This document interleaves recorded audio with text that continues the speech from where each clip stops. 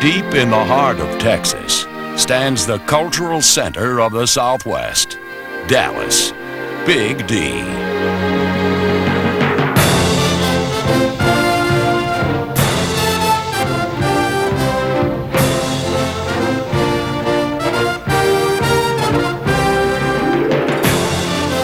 This futuristic skyline is a perfect backdrop for one of the most successful franchises in all of pro sports, the Dallas Cowboys.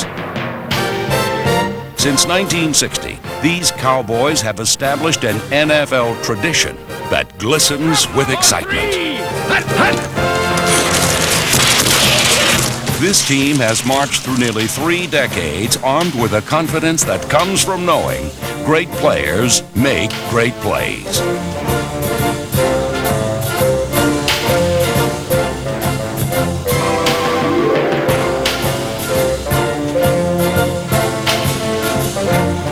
In the summer of 1987, the Dallas Times-Herald conducted a poll of their readers to find the greatest moments in Dallas Cowboy history.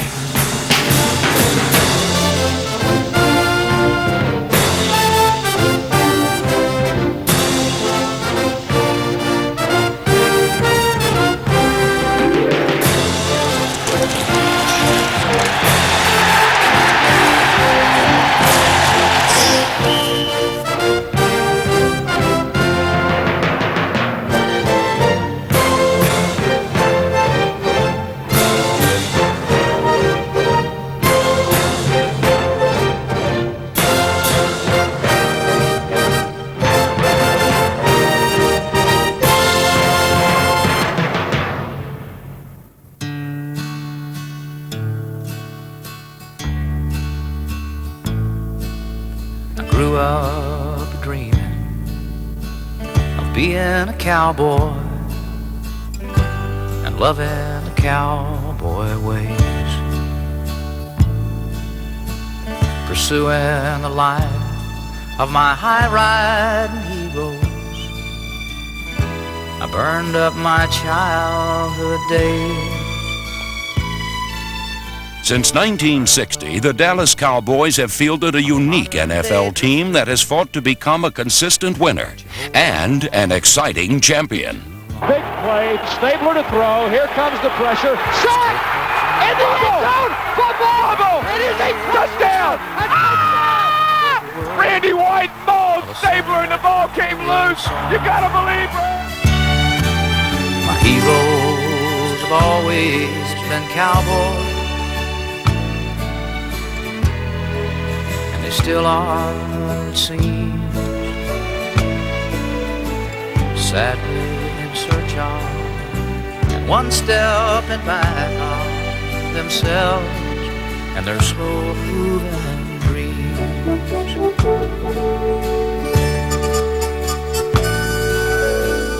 Cowboys are special, cowboys are special, cowboys are special, cowboys are special. Dallas Cowboys are special indeed. What began as a woeful expansion team has developed into an American sports institution. The Cowboys are to football what the Celtics are to basketball and the Yankees to baseball. And their heroes are many. Bob Lilly, number 74, was the Cowboys' first draft choice in 1961. He was All-Pro 7 times and the first Dallas Cowboy to be enshrined in the Pro Football Hall of Fame. Bob Lilly was a gifted athlete. He was a player that was so superior to the people around him. The guy had strength, he had quickness.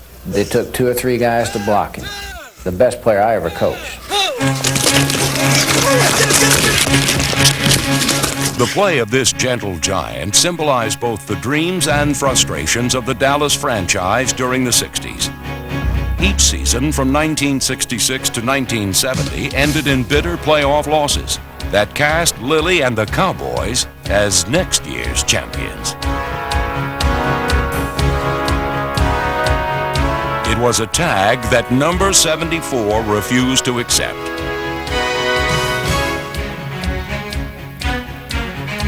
After an agonizing loss to the Colts in Super Bowl V, Lilly and the Cowboys rolled back to Super Bowl VI, armed with an obsession for winning a world championship.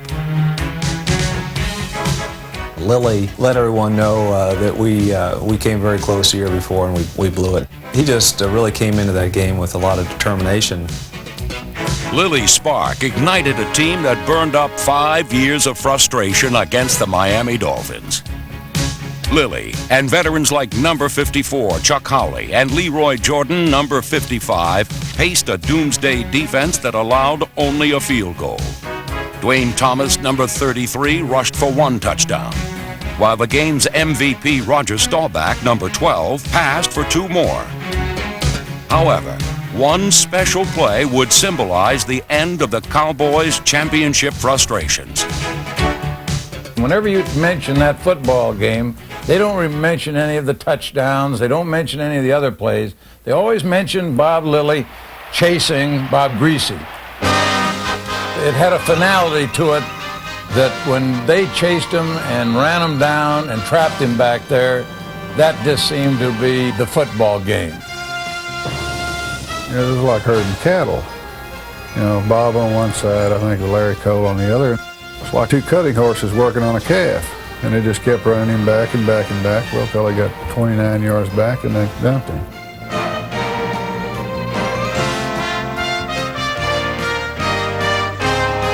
Well, it was a highlight of the day. That seemed to ensure that we were probably going to win that football game on that particular play. When you see somebody chasing somebody that far back, and that's probably the longest lost yardage situation I've ever seen in football. But it just gave you great confidence. It was a great day for our team because we were the team that couldn't win the big one.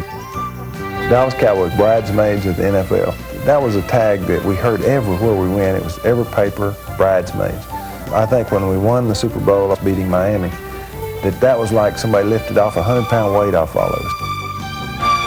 I saw the Lillys and the Renfros and the Greens and the Jordans and the Neelys and the old-timers that were there, Rayfield Wright and Bob Hayes and guys that had been fighting the good fight in the late 60s. The feeling they had, I don't think I've never had anything to fulfill that, even another Super Bowl after that first one. And I can picture in my mind today the picture of Bob Lilly in the locker room after we won the Super Bowl with Miami, him sitting there in his sweaty Dallas Cowboy shirt, smoking a cigar, and a big old smile on his face. However, the biggest smile of the day was worn by head coach Tom Landry, who had finally taken the Cowboys from expansion to a world championship.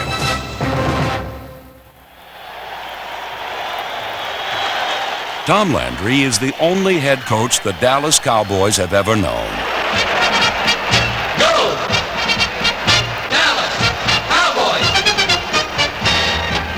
In 1960, when the NFL awarded an expansion franchise to owner Clint Murchison Jr., General Manager Tex Schramm's first move was to lure young Tom Landry away from the New York Giants to become the head coach of the Dallas Cowboys.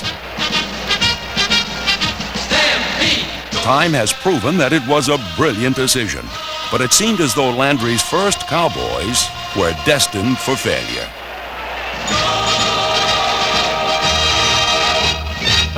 We were a team that was not was made up of just 36 players that came off of a expansion. We had no draft or anything, and so we were a team that was pretty inept at that time, as you might say. But we played a great game in that first game.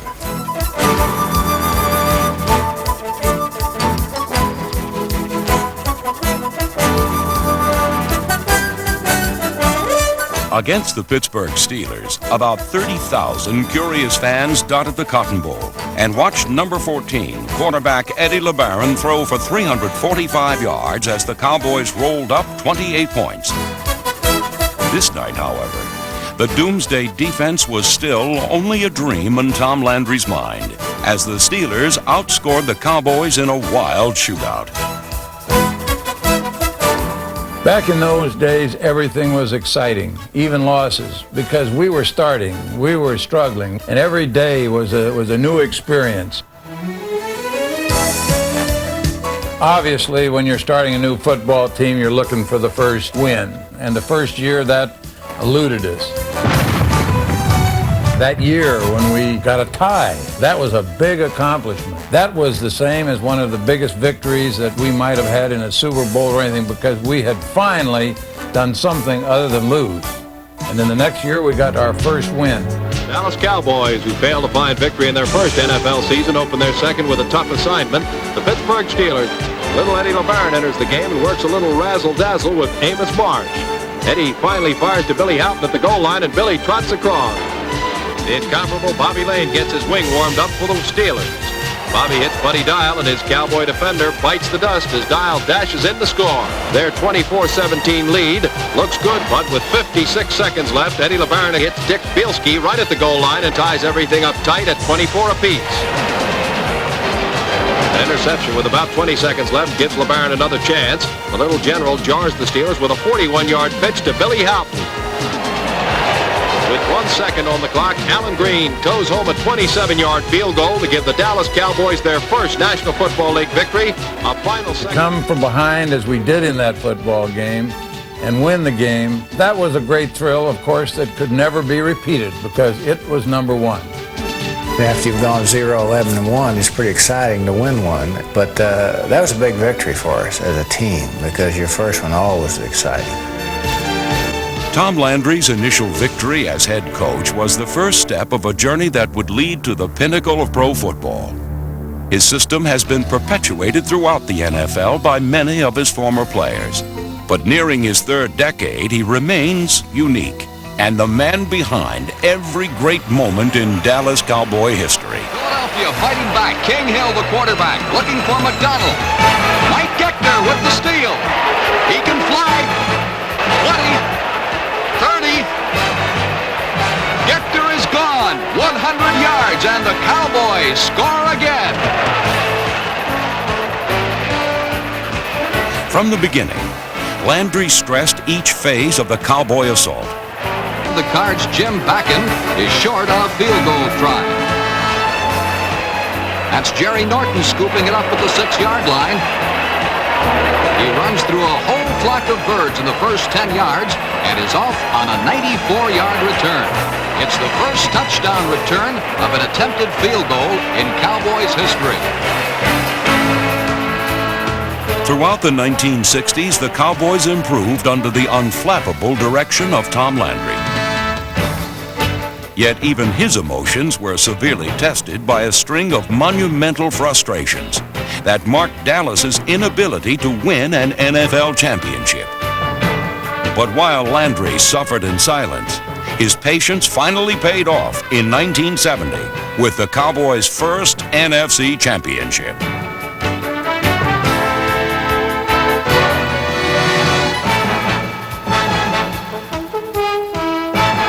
Landry's first title would be followed by many more, yet this one will always be something special.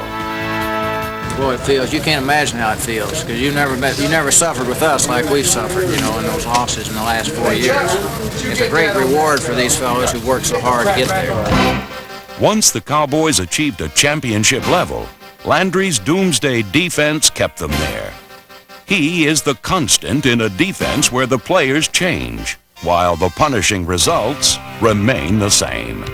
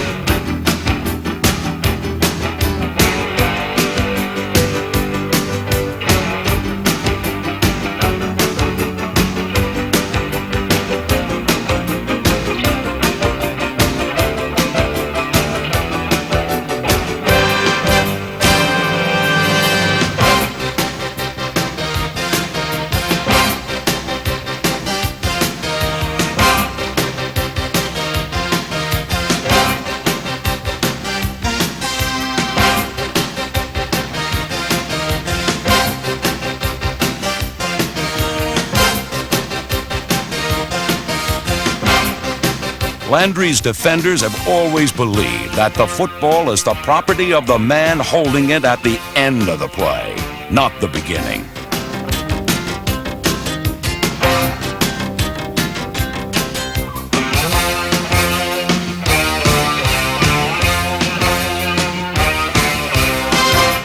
In Super Bowl 13, Thomas Henderson and Mike Hegman, number 58, combined for some larceny that netted the Cowboys a touchdown. In 1975, Charlie Waters, number 41, finished off the Redskins with an interception return that secured a wild card playoff spot for the Cowboys.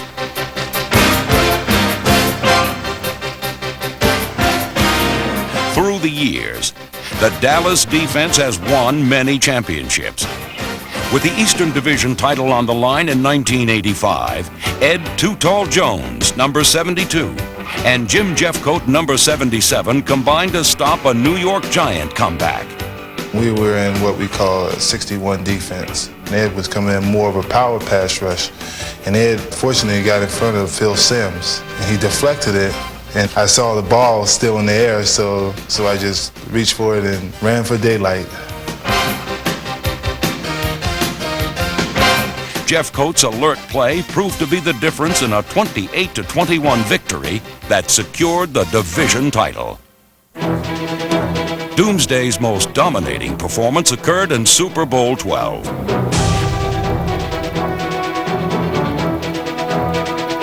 Randy White, number 54, and Harvey Martin, number 79, powered a Cowboy defense that buried the Denver Broncos. Dallas rolled onto their second world championship as Landry's intricate offense delivered some truly great moments. A three-man rush again. Roger goes deep across the middle, way downfield, and Butch Johnson caught! Touchdown! A sensational diving catch by Butch Johnson, the Cowboys' second-year wide receiver. In the third quarter, Butch Johnson's acrobatic catch put the game out of Denver's reach. And in the final period, Landry's imagination clinched his second NFL title. I don't know why, Vern, but I just have the feeling that Tom Landry might have a gadget that he might want to use in a situation like this somewhere here, one of those trick plays. Pitch out, Newhouse goes left, pulls up, wants to pass, fires it deep for goalie Richards. Caught, touchdown! Like Butch Johnson's spectacular catch earlier, there simply was no adequate defense for Robert Newhouse's accurate pass and Golden Richards' remarkable catch.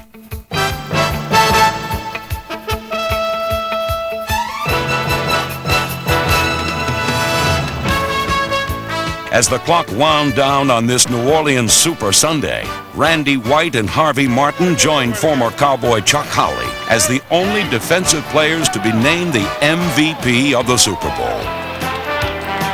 In Super Bowl 12, millions of fans were offered yet another useful lesson in Tom Landry's style of winning.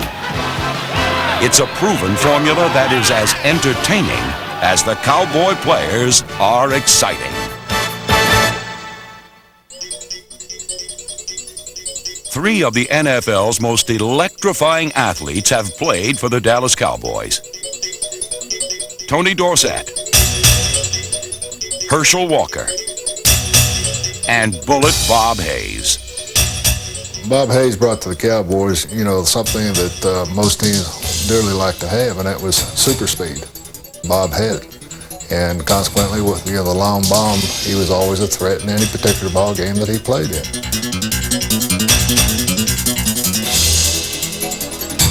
Bob Hayes' ability to run past people changed the entire game of football because they had put people out to cover these receivers man-to-man, and all of a sudden they found out they couldn't do that with Bob Hayes.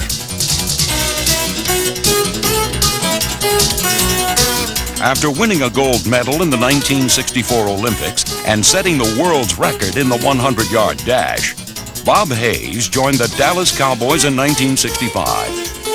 During the next 9 years, he scored 71 touchdowns, which is a Cowboys receiving record that still stands to this day.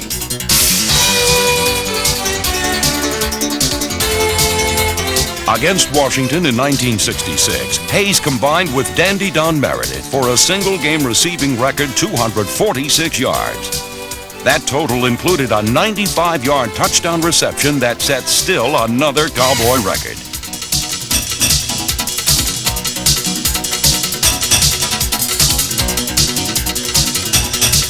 This cross-country sprint put the Cowboys back in a game they would win in the closing seconds, and was but one of many electrifying moments by the Bullet.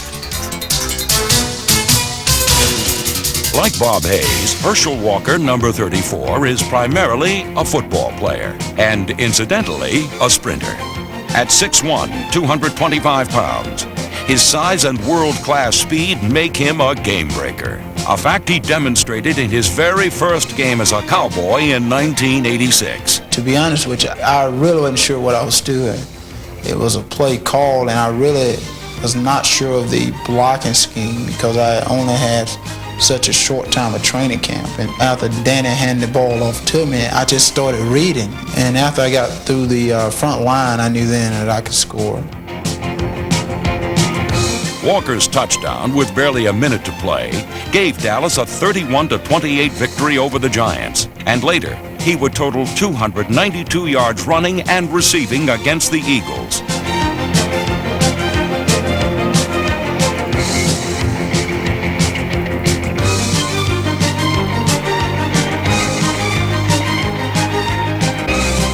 While this electric Cowboy made some plays to remember, it will be a few years before he has created as many great moments as Tony Dorsett. Hands it off to Dorsett, into the secondary, to the 30, 35, to the 40, cuts right, watch out! To the 50, the 40, he's to the 30, the 20, the 10, the 5, Tony Dorsett, touchdown!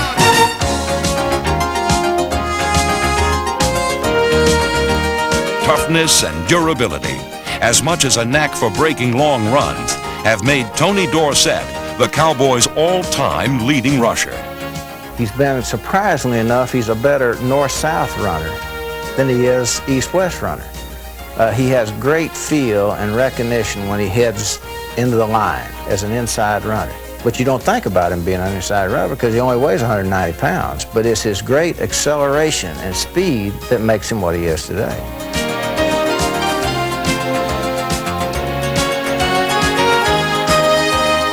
The things that I do, the God-given talents that I have, I think people kind of take them for granted. People kind of say, well, that's just Dorsett, you know, that's just his way of doing things. The handoff goes to Dorsett, dances into the secondary, and heads left. The 30, comes right. To the 50, to the 40.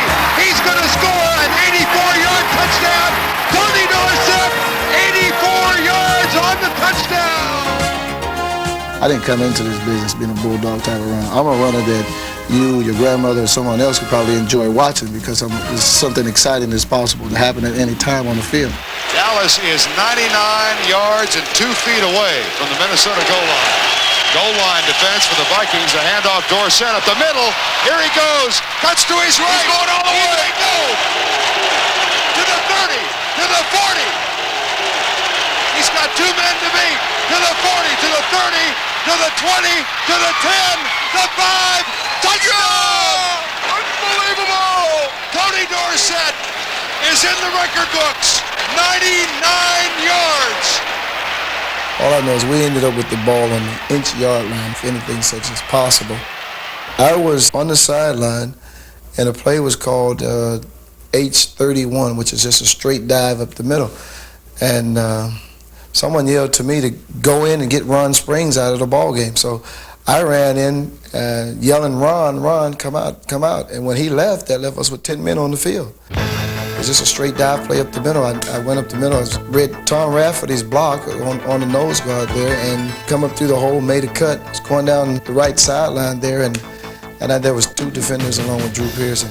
And I'm struggling. I'm looking at Drew's legs, and I see his legs are looking a little weary. I'm tiring somewhat myself, so at that time I decided to go around Drew, and that defender, he hit me. But he didn't hit me enough to knock me out of bounds, and it ended up in a 99-yard touchdown. Of course, at that time, I was not aware that it was an NFL record. We were just trying to get back in the ball game. It just happened to be a great play with just 10 men on the field. Tony Dorsett, an electric cowboy with a record-setting flair for the dramatic. When Drew Pearson, number 88, joined the Cowboys as a free agent wide receiver in 1973, he seemed destined for greatness. Drew is a winner. I mean, he's got the intangibles of when it's a big play, he's at his best, or when it's a critical situation, he's at his best. Staubach first discovered Drew's big play talent in the 1973 playoffs. Clinging to a one-point lead over the Rams, Dallas was pinned deep in their own territory until Drew Pearson performed his special brand of magic.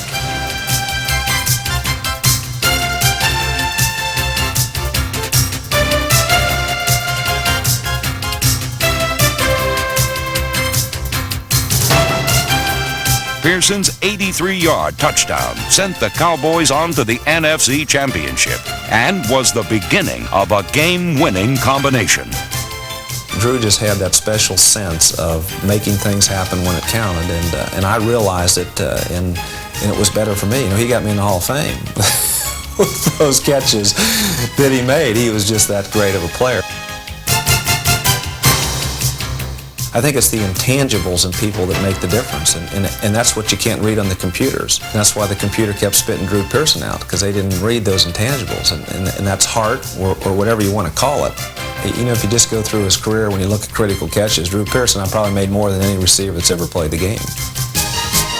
Roger back to throw. He goes deep for Drew Pearson. Pearson at the 1-yard line and has a touchdown.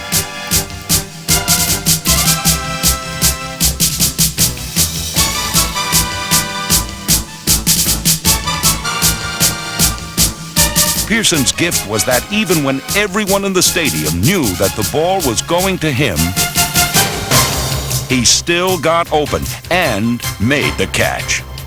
This inspired confidence in every quarterback he played with and produced many great moments. In 1974, the Cowboys were on the ropes against the arch-rival Redskins, who were just 28 seconds away from a 23-17 knockout. They knocked Staubach out of the game, and here comes Clint Longley, and you can see all the Redskins on the sideline cheering and everything, thinking they got the game won. And you see George Allen licking his thumb and everything. He's got this one in the bag. Roger Staubach and company. Roger Staubach, Tom Landry, Tex Ram. Here we go. With Staubach out, Dallas's fortunes rode on the untested arm of a rookie. But fortunately for Tom Landry, the Cowboys still had Drew Pearson.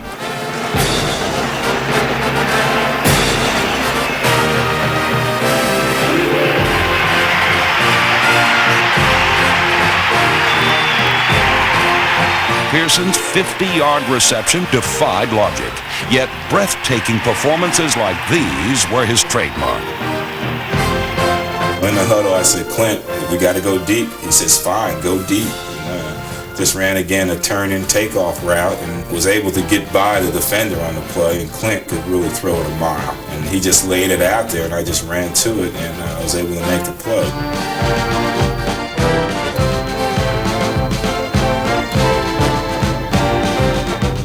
I don't think you can ever perform in those situations unless you dream of yourself being in those situations. As you're a kid, you always dream of yourself catching the winning touchdown. Before a game, I would always envision myself making the big play, pulling the game out, winning the game, and fortunately it happened quite a few times for me. Drew Pearson's ability to make Dallas's dreams come true was further evidenced in a 1980 playoff game in Atlanta. Trailing by 2 touchdowns with barely 6 minutes remaining, the Cowboys were in trouble. Danny White, number 11, had replaced the retired Roger Staubach at quarterback. And like the man he replaced, in the crunch, White looked for Drew Pearson. I was scrambling, and Drew was deep in the end zone, and I tried to get him to move by pointing as I was scrambling, and when I pointed, all the defensive backs moved, but Drew didn't. He stayed in place, and I threw the ball into the middle of about 3 defensive backs, and Drew out-jumped him and came down with the ball. It was a remarkable catch. Pearson's spectacular stilled a once deafening Atlanta crowd who suddenly sensed that their team was about to fall victim to another Cowboy comeback. Here come the Cowboys, still with 49 seconds to go. Ball at the 23, 27, 24. Danny White with one running back. Here comes the blitz again. Danny back to throw into the end zone. Caught! Touchdown! Drew Pearson, the Cowboys wide receiver. Drew Pearson's ability to pull off the unbelievable produced some of the greatest moments in Cowboy history. However, no player ever authored more dramatic last-second heroics than the Cowboys' Captain Comeback. Okay, everybody ready? Let's go. Red right, power 49 near Geo. It's on 2. It's on 2. Ready? Break. After winning the Heisman Trophy at the Naval Academy and serving 4 years of military duty, Roger Staubach joined the Dallas Cowboys in 1969 as a 27-year-old rookie. He soon became the hub around which the franchise revolved. By the time he retired in 1979, number 12 was the NFL's top-ranked passer of all time, and the Cowboys had won 2 Super Bowls. But the definitive fact about Roger Staubach is that he loved to play in the clutch. 23 times, he generated come-from-behind victories in the fourth quarter, 14 of them in the final 2 minutes or in overtime. Staubach's choir boy image belied his passion to compete, with little thought for his personal safety. Staubach made the Dallas Cowboys dangerous no matter what the circumstances were. I think the biggest thing about Roger was the fact that he never quit. It didn't matter how much the Cowboys were down. I remember in San Francisco, they were ahead of us 14 or 15 points, and it was 3 minutes to go or something, and they were coming by our bench and hollering obscene things at us, calling us losers. They laughed at us. They were making fun of us during the game because they were really enjoying having the upper hand on us. They didn't think there was any way because our offense was sputtering. We were doing absolutely nothing. And then Coach Landry decides to put Roger in, and I tell you, it was like a 180-degree turnaround in offense.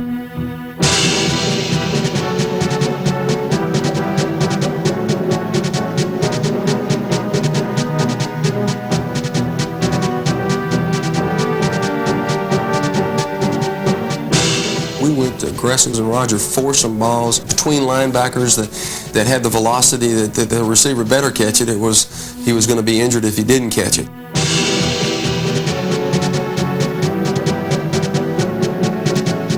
Staubach to Billy Parks pulled the Cowboys to within 5 points. But with barely a minute remaining, Dallas still needed the ball back. We had this foreign kicker from Austria, Tony Fritz. He used to try all these tricky ways of kicking the ball. And he used to do this thing where he'd run up to the ball and run past it, and he'd kick it behind his back. So we got on the field, and they said it was going to be an onside kick to the right. And when Tony went up to the ball, it looked like, from San Francisco's point of view, that the ball was going to be to the left. But when he crossed over, he went past the ball and then kicked with his left foot behind him, and it tricked him just enough for us to get the jump on the ball, and Mel Renfro recovered it.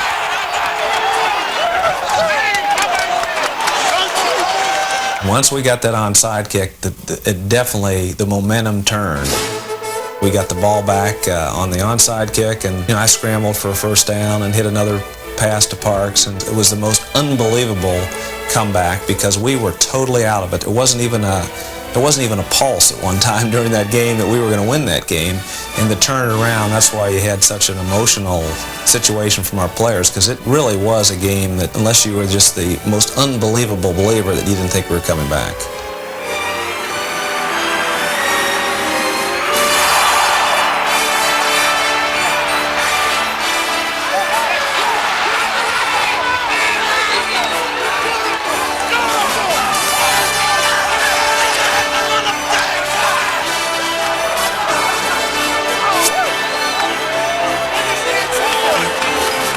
It was was the beginning time for the great comebacks that Roger is so well known for throughout his career. When we won that game against San Francisco, from that moment on, we always believed that we could win the ball game. Staubach's message was clear. Don't give up the ship. And with number 12 at the helm, the Cowboys sailed through the 70s, full speed ahead.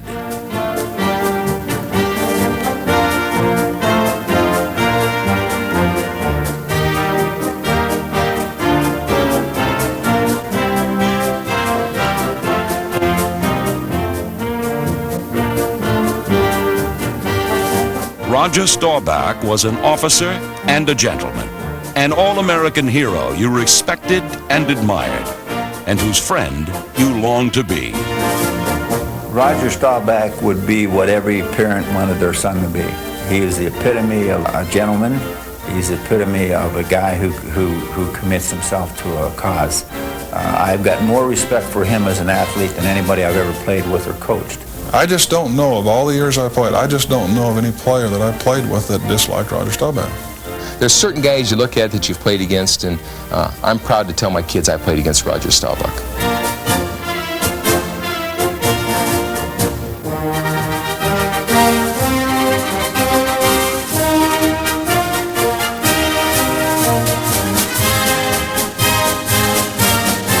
Staubach's Cowboy career was punctuated by many gallant last-gasp rallies.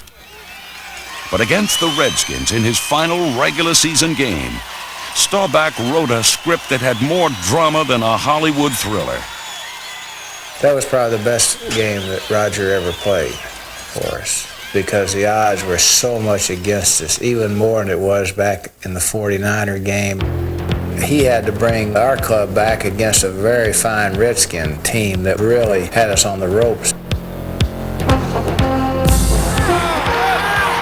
From the beginning to the end, it was comebacks by both teams, and we came back 21-17 and looked like we had total control of the game, and then all of a sudden we didn't have any control of the game. Theismann, delay, play to Riggins, coming to the right side, and Riggins has a big hole, first down the sideline, 40, 30, he's gone to the 20, the 10, he's still on his feet, touchdown, and that may be more than the Cowboys can overcome. I was recording the game with KRLD as a guest broadcaster that day, and in my heart, I believed that the Cowboys were going to win the game. And my announcer, the co-announcer with me, Brad Shim, kept saying, "Hey, Charlie, there's no way. The game's over." I said, "Brad, hey, you got to believe that this team can win." We always believed that if we could just get the ball back to Roger somehow. Clock is running, 2:38 left in the game. Can it happen again? Can they come back again? Shotgun formation, Staubach looking into the face of a four-man rush, throwing, caught, springs. Go. Touchdown. Touchdown, Rod Springs. 2:20 left in the game. Can they do it again? You've got to believe, Brad. Woo! With barely a minute remaining, the Cowboys needed the ball back, and stirred by the inspirational play of Captain Comeback, veteran Larry Cole, number 63, stopped the Redskins dead in their tracks. Larry Cole stopped John Riggins on a 3rd and 2 play to turn over the possession to the Cowboys. The school was out. It was going to happen, and I think everybody in the stadium knew it. A minute 1 left in the game. This is an all-timer. But when Roger got in that situation, he was going to win it for you, and everybody felt he was going to win that one. Cowboys at the Redskin 33. 2nd down, 10. From the shotgun. Staubach has time, throws, caught, You gotta love them. I mean, you gotta love the Cowboys. They're the most exciting team in the NFL.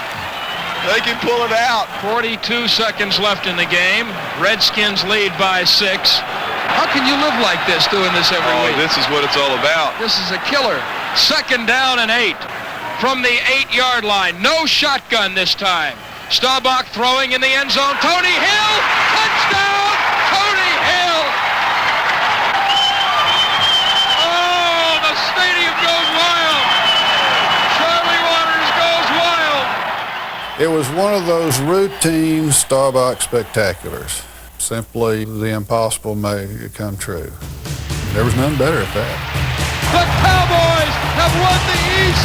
The Cowboys have come from behind twice, unbelievably. I ain't never seen nothing like this. Just another day at the office, Brad. Yeah, just, It proved to be the last hurrah for this legendary Dallas Cowboy. The system was successful before me. It's been successful in the 70s with me, and it'll be successful without me. The system is not impersonal at all. It's a bunch of people that know what they're doing. All the way from Clint down to Tex, who really runs the ball club, and of course the nuts and bolts of the Dallas Cowboys is a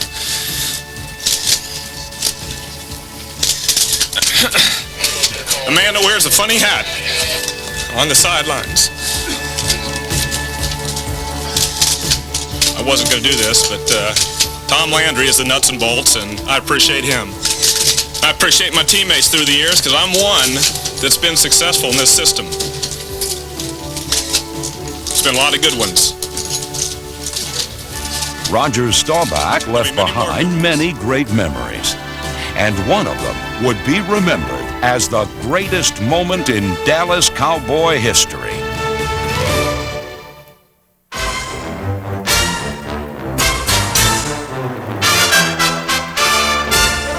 In 1975, the Dallas Cowboys were a team in transition. There were 12 rookies on the squad, and many so-called experts predicted that the Cowboy mystique would crumble. It was a year that we weren't expected to do anything. The previous year had been the first year we'd been out of the playoffs in many years. We had lost a large number of our more famous players, such as Bob Lilly, and we were kind of looked upon as rebuilding, as that famous word. However, Dallas Cowboys don't rebuild, they reload. Tom Landry brought the shotgun formation back from the early 60s, and with Roger Staubach at the trigger, Dallas attacked the NFL with fresh ideas and enthusiastic new talent.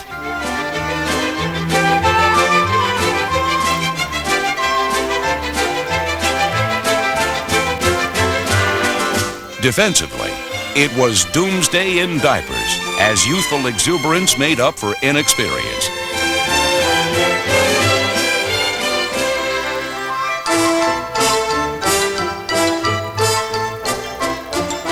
This team had an exciting way of turning impending disaster into touchdowns.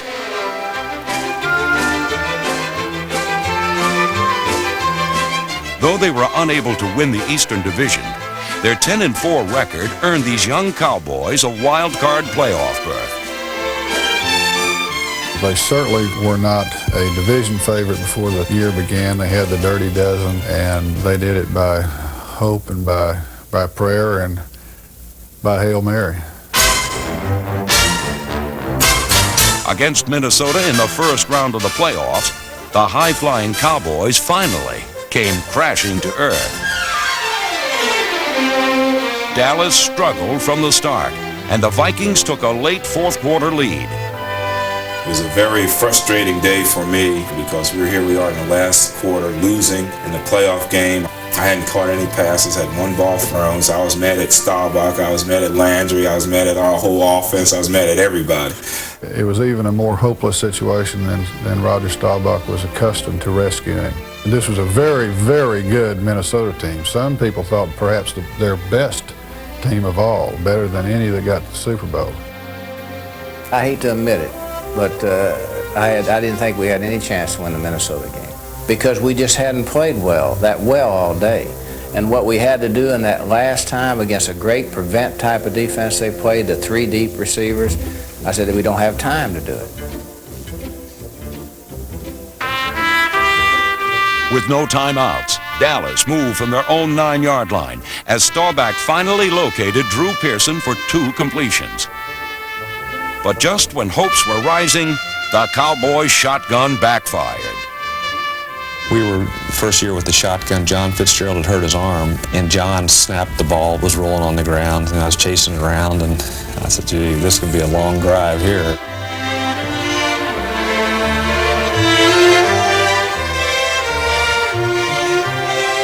We got into like a 4th and 18 situation, and Drew came back to the huddle. I said, Drew, what can you do? And he said, I think I can go to the corner on right. I said, well, make a good post move, though. You got to get him turned and break back to the corner and make sure you get 18 yards. And that was really a key play. We got the first down.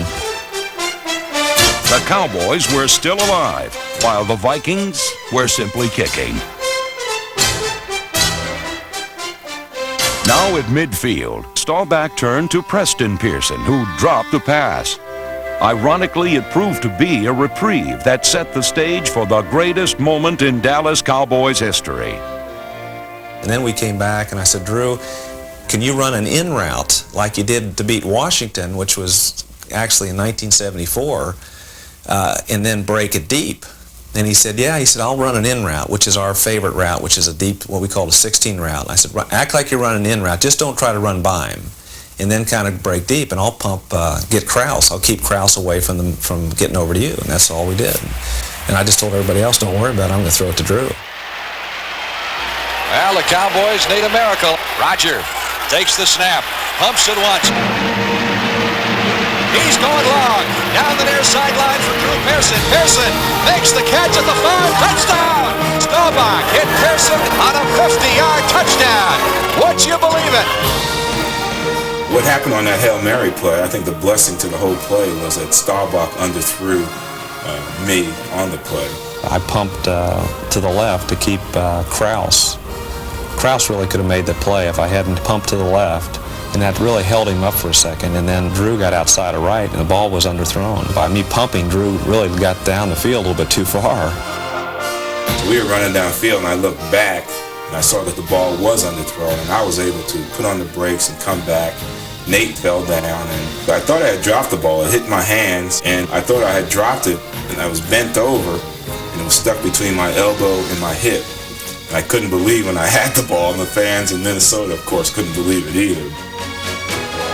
It's funny how things change, because that last drive, 91 yards we needed for that last touchdown, and I ended up catching the 4 passes in that drive for a total of 91 yards, and of course the Hail Mary. The stadium was stunned. I mean, I've never been in a stadium that was so quiet. It was a weird moment, and I think that particular play was the biggest single play that I've ever been a part of. That changed a whole season, and it got us back to a Super Bowl when we needed to get back in 1975 on our comeback for the late 70s for the Cowboys.